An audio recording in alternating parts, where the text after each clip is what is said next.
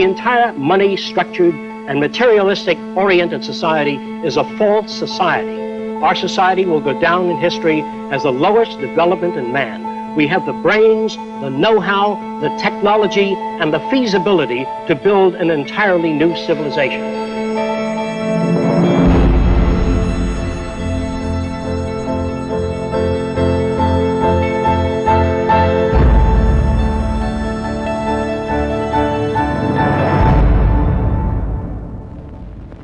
It was living through the 1929 Great Depression that helped shape my social conscience. During this time, I realized the Earth was still the same place. Manufacturing plants were still intact, and resources were still there, but people didn't have the money to buy the products. I felt the rules of the game we play by were obsolete and insufficient. Misery, suffering, and war provided the incentive for my life's work. I was also motivated by the seeming incompetence of governments, the academic world, and the lack of solutions offered by scientists. I realized instead of working with individuals, a more effective method would be to redesign the culture. This began a lifelong quest to finding solutions to the many problems that we have today.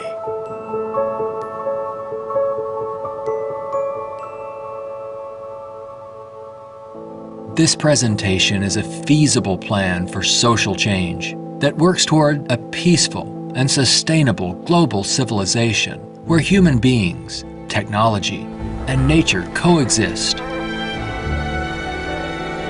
It outlines an alternative to strive for, where human rights are not only paper proclamations, but a way of life.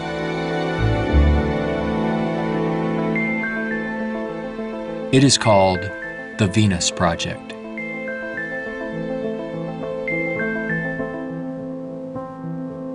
Its founder, Jacques Fresco, calls for a straightforward redesign of the culture in which war, poverty, hunger, debt, and unnecessary human suffering are viewed not only as avoidable, but totally unacceptable. It is becoming increasingly obvious that anything less will simply result in a continuation of the same problems we face today.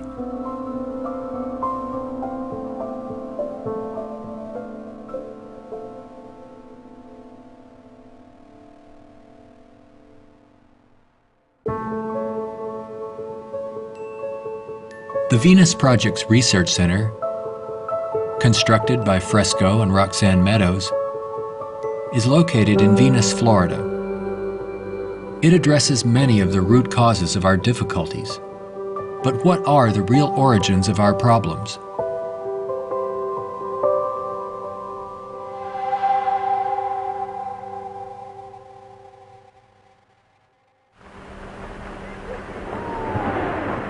At present, we are left with very few alternatives, since we're on a collision course of our own making.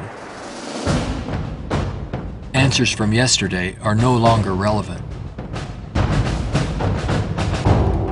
Considering the damage already done to the environment, we are rapidly approaching a point of no return, where nature will dictate the course. Either we continue as we have, with outmoded social customs and habits of thought, thereby threatening our future, or we apply a more appropriate set of values, relevant to a sustainable society, with more opportunity and freedoms. Americans have been conditioned in their kind of society to get a different kind of car next year, to buy a new television set or a tape recorder. We are radical as hell, but our political and social institutions have not changed. And this is where we are stagnating, because we always equate any new idea with communism or regimentation, because we've been brought up to fear that which is new. None of the world's economic systems, socialism, communism, fascism, or the free enterprise system have eliminated the problems of elitism, nationalism, racism, and most of all, scarcity. These are all based primarily on economic disparity. When money is used to regulate and distribute resources for profit, and people and nations are out for themselves, they will seek advantage at any cost. They do this by maintaining a competitive edge, or through military intervention. War represents the supreme failure of nations to resolve their differences. From a strictly pragmatic standpoint, it is the most inefficient waste of lives and resources ever conceived. Most wars are for the control of resources and maintaining your position of differential advantage. They're not based on the dignity of man. They're not based on elevating human beings. It might elevate the human beings in the country that's the victor. It might do that. But as far as the rest of the world goes, the price is enormous. This crude and violent attempt to resolve international differences takes on even more ominous overtones with the advent of computerized nuclear delivery systems and deadly biological and chemical weapons.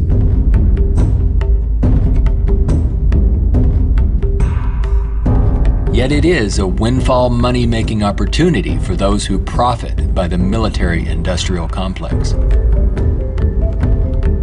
If the profit were taken out of wars, do you really believe we would have them? If they draft you into the army to serve this country, you put up your life for this country, they should draft all the war industries. Every cannon maker, machine gun maker, automobiles, jeeps, warships, all drafted, so that on the same basis of pay as the army. Then it's real. But if you make millions selling warships, machine guns to the army, then it's corrupt. I would, if I had my way, if we had millions of men in the army, I'd send them to school to become problem solvers, how to get along with other nations. That's what we have to do, not kill. When soldiers are just killing machines, they're trained to kill. I would train them to be able to go to Mexico and bridge the difference, and go to the Arab world, see if they can bridge the difference. So bring them all together, all the nations. War is not the only form of violence imposed upon people. There is also hunger, poverty, homelessness, and unemployment. The acceptance of these conditions as expressive of human nature is a myth used to keep things as they are.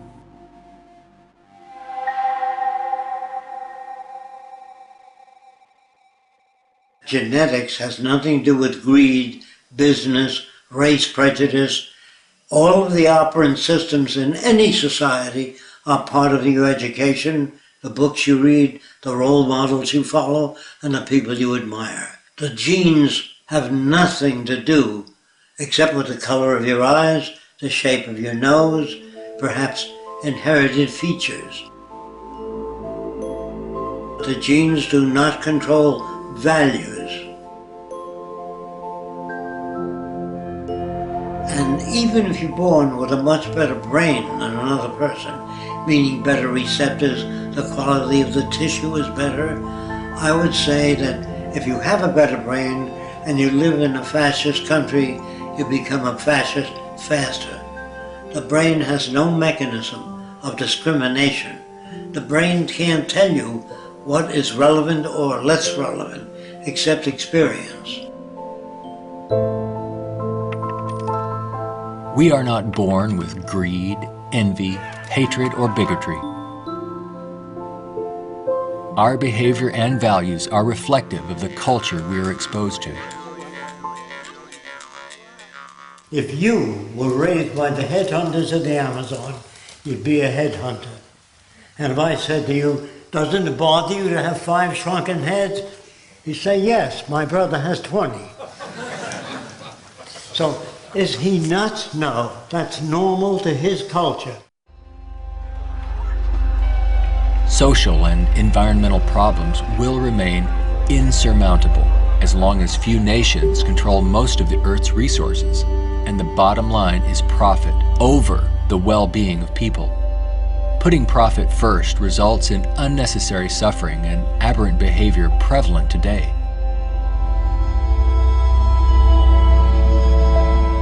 Many people feel that we need the rule of law to eliminate our problems. We have many laws, thousands upon thousands of them, but they are constantly being broken. Paper proclamations and treaties do not alter the facts of scarcity, deprivation, and insecurity. You can predict the shape of the future and the values if you know the trends of events in the ocean pollution, the scarcity of arable land. If you watch that degrading system grow, I can predict the riots and killing and assassination. In other words, human behavior is really generated by the surrounding environment. If there's a scarcity, say, of water, it is prized, and its price is high. Let's discuss scarcity as a system. Suppose it rained gold for about 3 days, gold dust. People would go out and shovel it in, fill the cellars, the attic, every drawer in that. They'd throw out their clothing. If the rain kept up for a year, so the gold was all over the place, people would sweep it out of the house, take their rings off, throw them away, and so human behavior undergoes change to that condition. There's only a policeman in front of something that people have need for and don't have access to. So you put a guard there. But if lemon trees or orange trees and apple trees grew all over the place, you couldn't sell it. If you landed on an island that was so abundant with resources, you had 10 people, there were 1,000 fish for every person if you wanted it. There were 10 times the amount of breadfruit and bananas, money would not come into existence. Private property would not come into existence. If the island was big enough, there were 10 people, there were 8,000 acres. No one would give a damn about staking out this particular area. There are patterns of behavior that promote survival. There are social conditions that change our values and outlook. No one can write a constitution of required behavior without consulting the environment. So we'd better take care of the environment, we'd better take care of one another, and we'd better educate people to the highest possible levels of our ability in order to have a society. Even a peace treaty cannot prevent another war if the underlying causes are not dealt with. Maybe what is needed are ethical people in government who will work towards everyone's well-being. But even if the most ethical people were elected to high positions and we ran out of resources, there would still be lying, cheating, stealing, and corruption. It's not ethical people that are needed, but rather a way of intelligently managing the Earth's resources for everyone's well-being.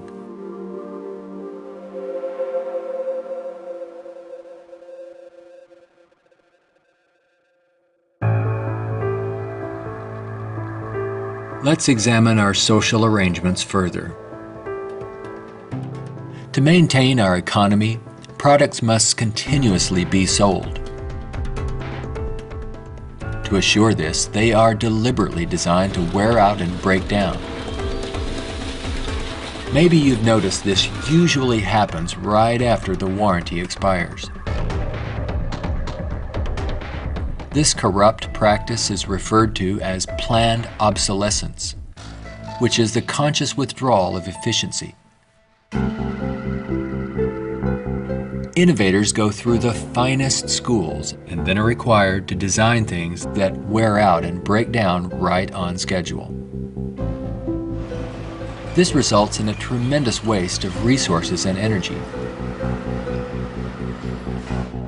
We are plundering the planet for profits. If you think about it, it isn't a job people want, but access to what their paycheck will bring. Money does not represent anything real, and there's no gold, silver, or resource to back it up. You can't eat money or build a house of it. It's not even related to our real capacity to produce goods and services on this planet. The monetary system has been handed down from centuries ago, and we continue to use it without questions.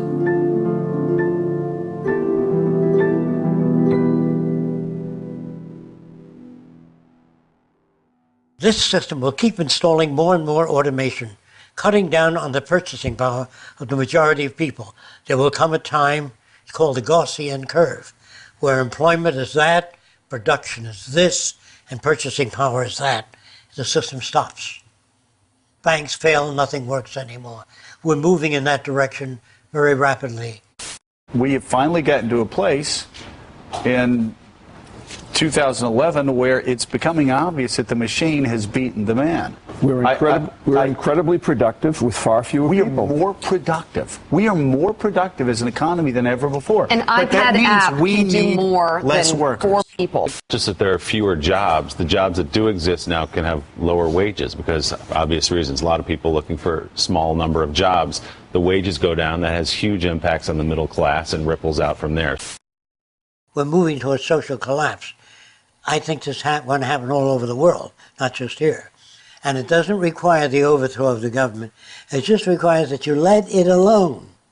It'll overthrow itself. If you control the media, you can calm people down. But if the majority keeps getting laid off and they don't have purchasing power, the system collapses. It doesn't work anymore. They invade. It's already happening. This country is already insoluble. They're going to have difficulty with national security, paying pension people. They've spent far beyond what they already have. Now, all they can do now is create debt, borrow more and more money from banks. We also want to show you a rather grim sign of our times. It's not far from here in Midtown Manhattan. The national debt has grown too large for the national debt clock.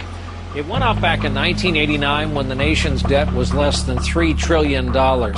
The debt has been piling up so fast lately they had to drop the dollar sign to make room for an extra digit as the number turned over to more than $10 trillion now and counting every second. A whole new clock with 2 extra spaces will go up next year. The federal government is not allowed to print money. It's not allowed to lend money or get in the banking business. That is a privilege for bankers only. So what the government has to do if they want to build an air force, say, of 2,000 planes a month, they have to borrow money from a private lending institution, sign the dotted line, and if the war is lost or failed, the burden falls on the public to pay off that debt.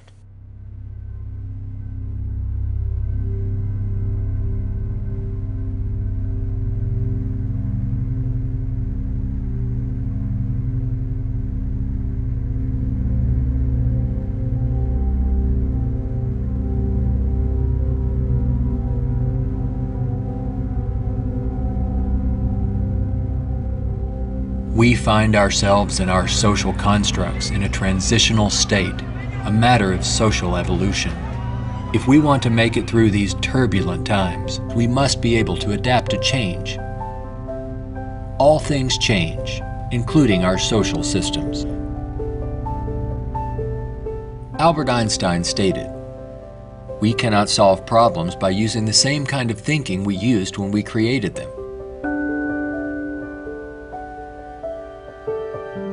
Earth is still abundant with resources. Our practice of rationing resources through monetary control is no longer relevant and is actually counterproductive to our very survival. Today, we have highly advanced technologies, but our social and economic system has not kept up with our technological capabilities, which could otherwise easily create a world of abundance for all, free of servitude and debt. How can this be possible? There is not enough money to feed or house all people on this planet, let alone accomplish these more ambitious ends. But Earth has more than enough resources to meet the needs of all people, but only if managed intelligently.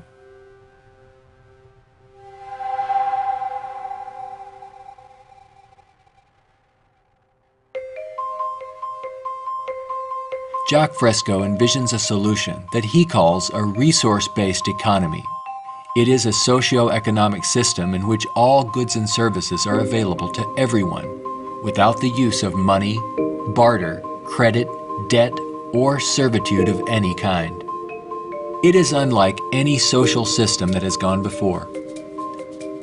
Fresco arrived at this direction through 75 years of study and experimental research.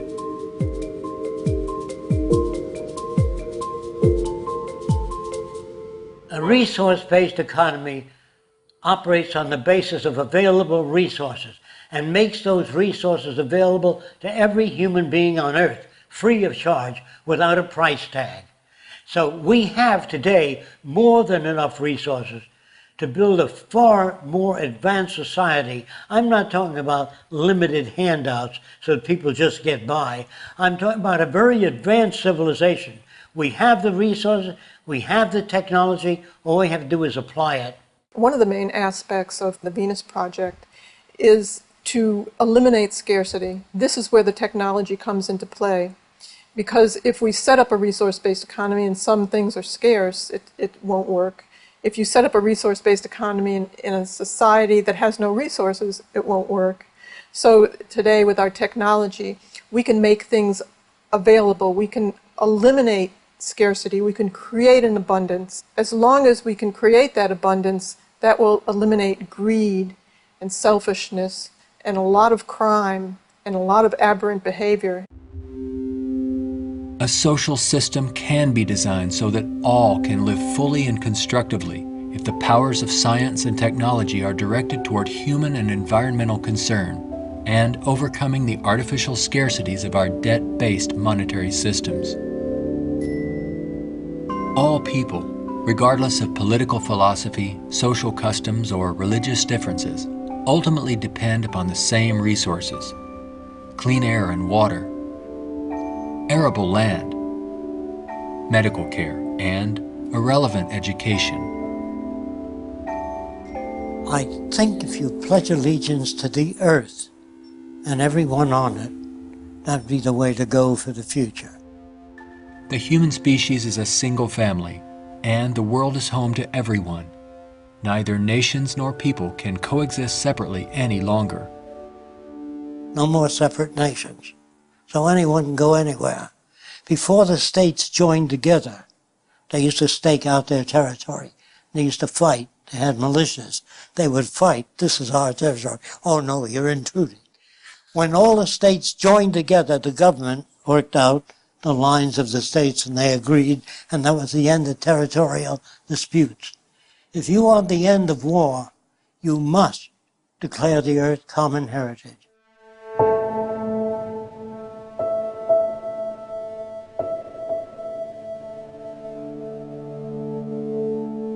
This has nothing to do with those who want to form an elite world order with themselves and large corporations in control and the rest of the world subservient to them.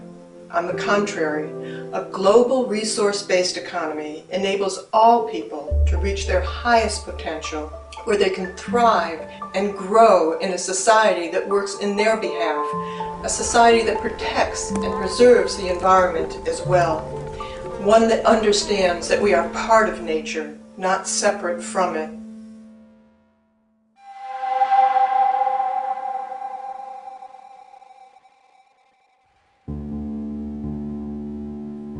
Some question what would happen to incentive if needs were met without our having to work to attain them. The question assumes humans have no desires beyond basic needs. If that were true, there would be no inventors, writers, or teachers. People work with passion on the things that interest and challenge them. Let's enable all people to have the opportunity to partake in the greatest challenge one can have, improving our world for everyone. Individuality will be emphasized rather than uniformity. This social arrangement will generate a new incentive system that values the protection of the environment and social concern, rather than the shallow, self-centered goals of wealth, property, and power. It does not call for uniformity. It absolutely calls for diversity.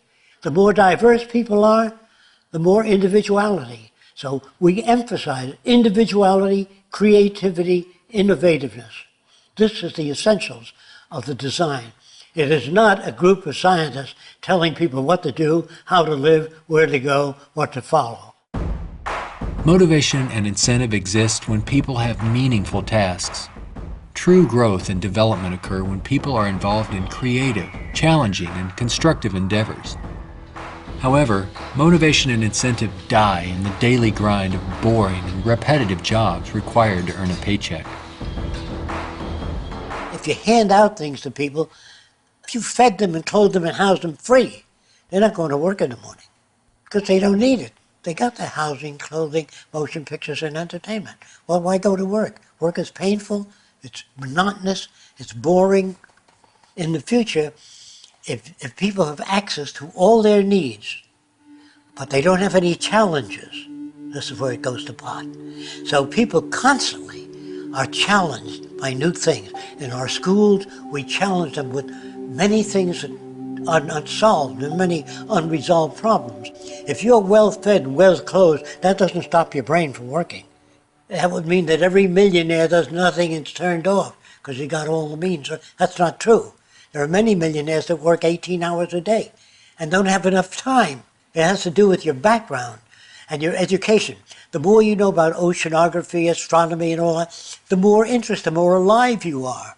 And if you're just given food, clothing, and shelter, now you can go to work. You don't have to worry about making a living, which your incentive would be boosted considerably.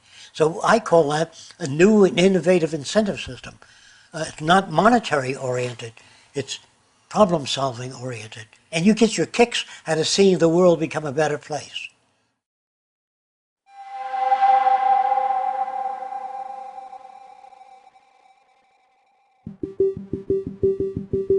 How can we use our technology wisely so that there is more than enough for everyone?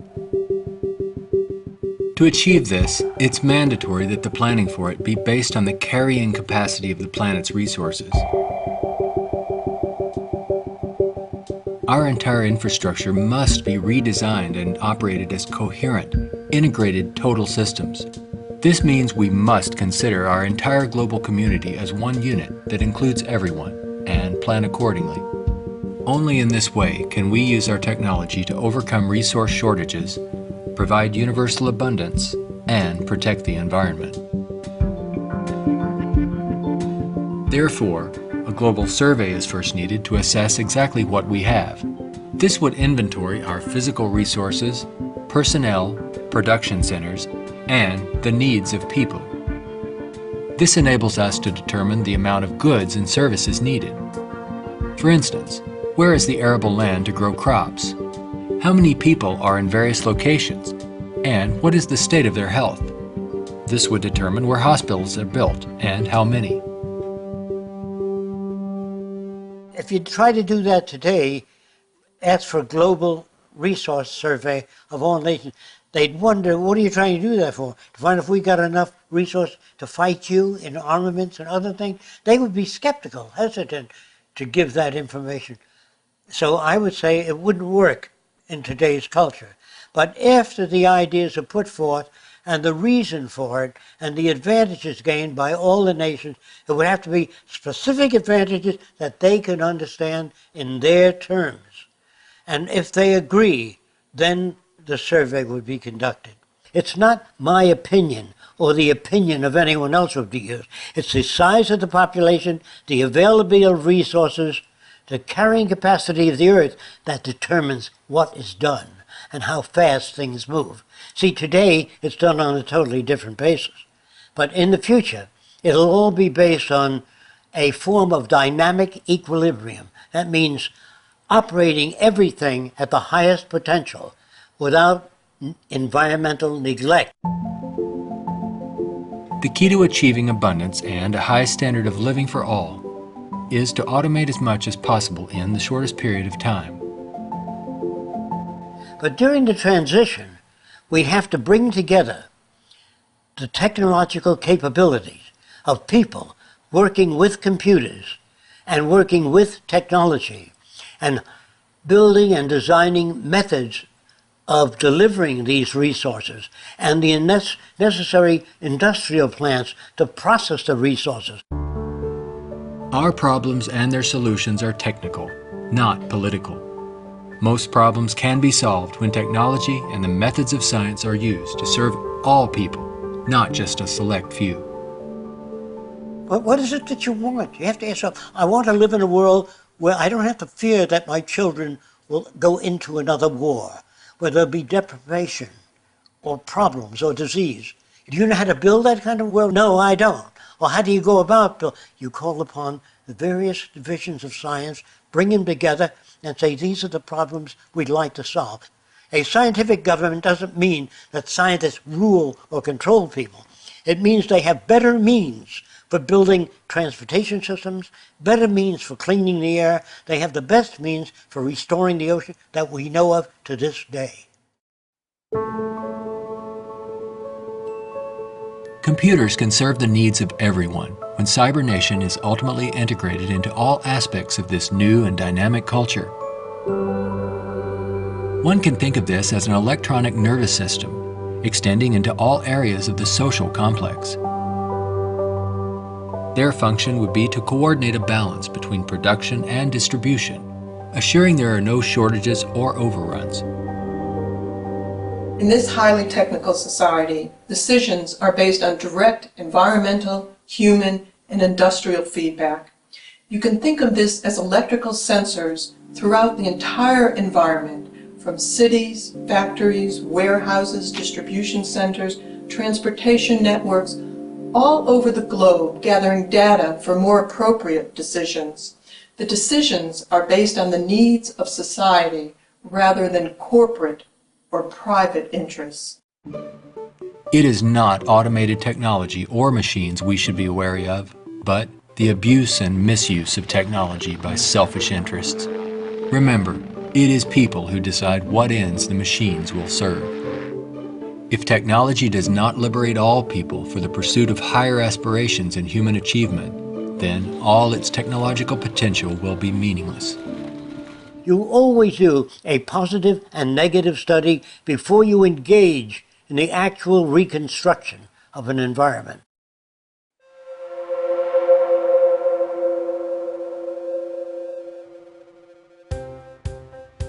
It's all just talk unless there is a technical plan to organize and use resources to accomplish abundance. What follows are some of the many approaches the Venus Project provides for the entire social spectrum.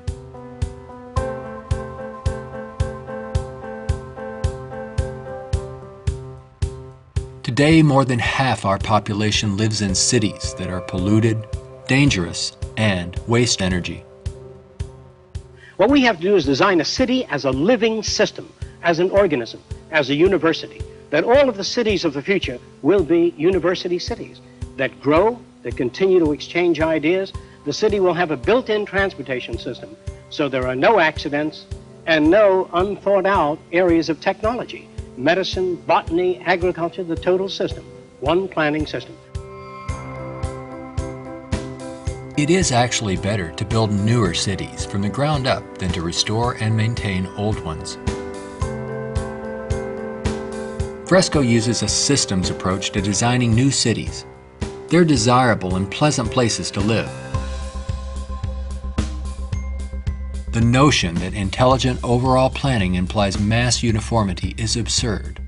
Cities would be uniform only to the degree that they would require far less materials, save time and energy, and be flexible enough to allow for innovative changes while preserving the local ecology. If we design our cities to meet human needs, you don't have most of the problems that are prevalent today. In the Central Dome, you have childcare, schools, dental care, medical care. In the production and design of the cities, we work out 1/8 of the city system, and then we reproduce it instead of have architects design each building and each structure, which is a tremendous waste of energy and talent. When working on solving the housing problem for all the world's people, construction techniques would be vastly different from those employed today. Extruded and self-erecting structures could revolutionize and speed up construction processes. These lightweight, durable apartments could be produced as continuous extrusions and then separated and positioned in place by the mega machines. The outer shells of these efficient structures serve as photovoltaic generators and heat concentrators. You don't own anything in this society. Really, people don't want money. They want access to things when they want it. And people in a society of abundance having access to things will really no longer begin to store and accumulate things. We recycle it, update it, make it better. Take the same materials of an old car, weighs just as much as a new car, so there are no old cars. Old cars mean danger. If you drive a very expensive car and somebody else drives a beat-up old car, if their brakes fail, you may die. We don't want any old cars on the highway. We don't want anything that breaks down. We don't want anything that takes looking after. In a resource-based economy, people may access whatever products they need without the burden of having to purchase, maintain, or insure their possessions. In this way, there is much more to go around for everyone, and products are always available when needed. Anything people may need is available in these outside access domes. Sculpturing materials, musical instruments, somewhat like the public library. They can go down and access a camera or a bicycle or a wristwatch. Anything that they need is available without a price tag. That would mean we must achieve a level of production that's so high that scarcity no longer exists. That will prevent almost all crime. So there's no way of segmenting or making this system just or equitable. We have to make a system that assures human rights. You know, when everybody has free access to goods and services, you don't have to fight for women's rights or black rights. It's an automatic in a society that's set up that way. You don't have to make laws, don't steal. It would bypass that behavior. Surrounding the central dome, you have the research centers. Centers that do work that's relevant to the sustainability of the entire community. As we move away from the research centers, we come to the recreational area, which has tennis courts and all of the games that people require.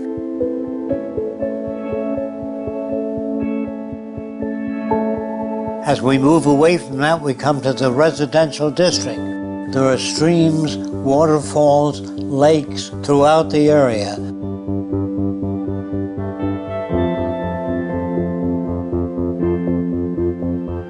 We could provide a wide range of unique homes and apartments that can be relatively maintenance-free, fireproof, and virtually impervious to adverse weather conditions.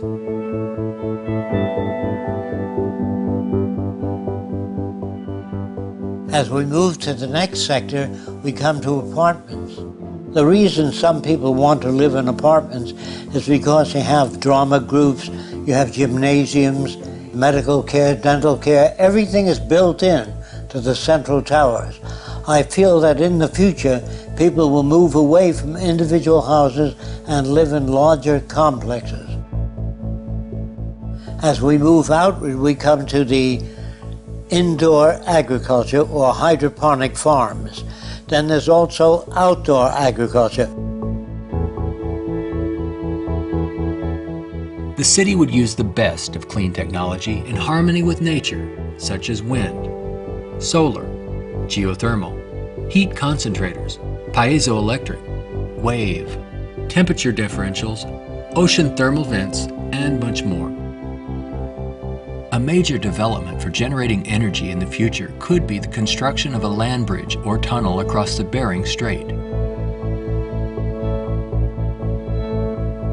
These underwater structures convert a portion of the ocean currents through turbines to generate clean sources of power. By using these sources of energy, we could power the Earth on clean energy and enable all people to enjoy a very high standard of living for thousands of years to come. There's no need for the use of polluting hydrocarbons any longer. Pollution will be a thing of the past. All transportation will be integrated into a worldwide transportation system. Transportation within cities will be by transveyors. City-to-city travel will be by monorail.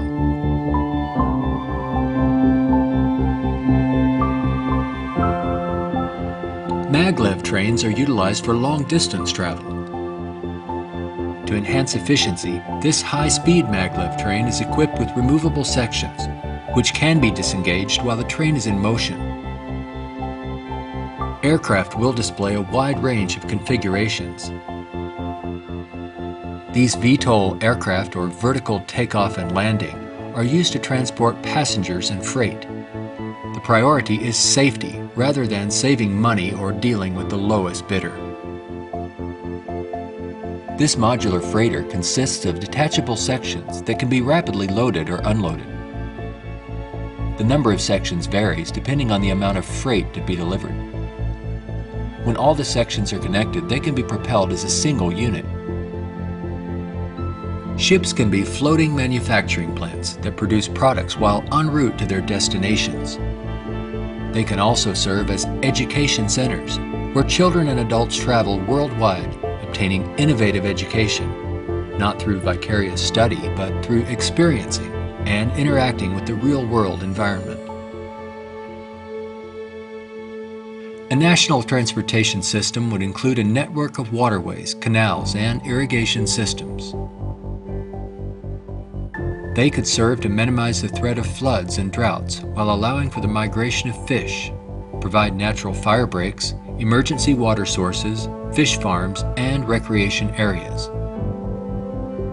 When we unleash science and technology directly into the social system without the restrictions of the marketplace, finances, or patents, we could achieve a very high standard of living within a very short period of time.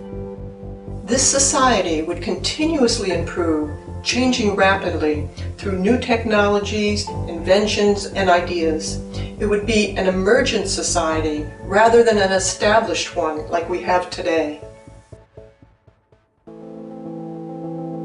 Imagine living in an extraordinary oceanic city, helping to restore the ocean environment while eliminating land-based population pressures.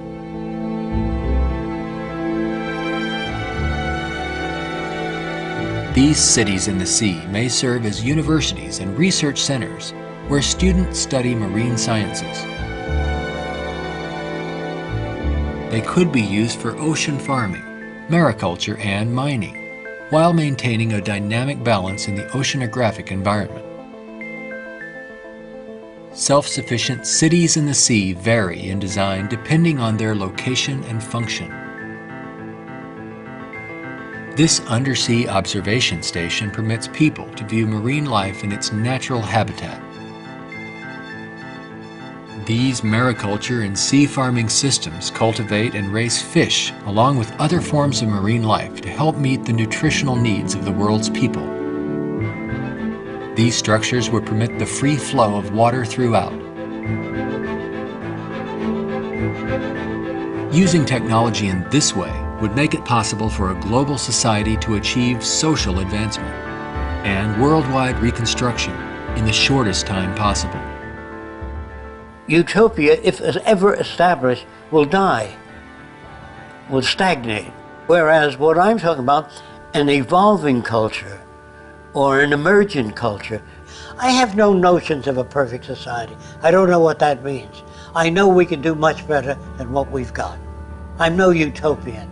I'm not a humanist who would like to see everybody living in warmth and harmony. I know that if we don't live that way, we'll kill each other and destroy the earth. This new lifestyle, while providing leisure and recreation, would also enhance knowledge and creativity for everyone. The measure of success would be the fulfillment of one's personal interest, rather than the acquisition of wealth and self-centered goals. A resource-based economy would not only change our environment to make it clean, efficient, and enjoyable, but it would introduce a new value system appropriate to the direction and aims of the new innovative approach. With education and resources made available, there would be no limit to the human potential. Everyone will have the freedom to pursue whatever constructive field of endeavor he or she chooses, without the economic limitations that we face today. We are now at a time when decisions must be made if we wish to evolve from our present culture of scarcity, waste, and environmental destruction to a sustainable society of ecological concern and abundance. A nation without a vision of what the future can be is bound to repeat past errors over and over again. If we say dishonestly that man is the highest form of evolution, which you get in school, man destroys the oceans, the fish, the atmosphere, one another, and man flies over a city, presses a button, and burns everybody in the city with nuclear weapons. Is he the highest creation of nature? Not yet, in my opinion. We've got a long way to go. We could either develop paradise on earth or oblivion, wipe ourselves out. Only the future will tell. It's what you do to make the future. We can create a world where war and want are distant memories.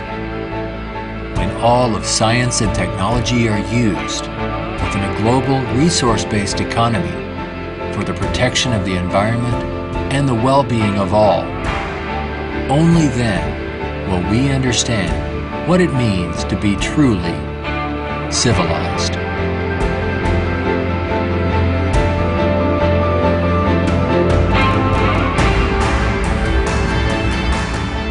Be a part of the growing community of people working toward making the aims of the Venus Project a reality. Join us in our efforts to bring this vision of a positive future to a wider audience through the goal of a major motion picture. All of these things can be built with what we know today. It would take 10 years to change the surface of the earth, to rebuild the world into a second Garden of Eden. The choice lies with you. The stupidity of a nuclear arms race, the development of weapons, trying to solve your problems politically by electing this political party or that political party, that all politics is immersed in corruption. Let me say it again. Communism, socialism, fascism, the Democrats, the liberals, there are no Negro problems or Polish problems or Jewish problems or Greek problems or women's problems. They're human problems.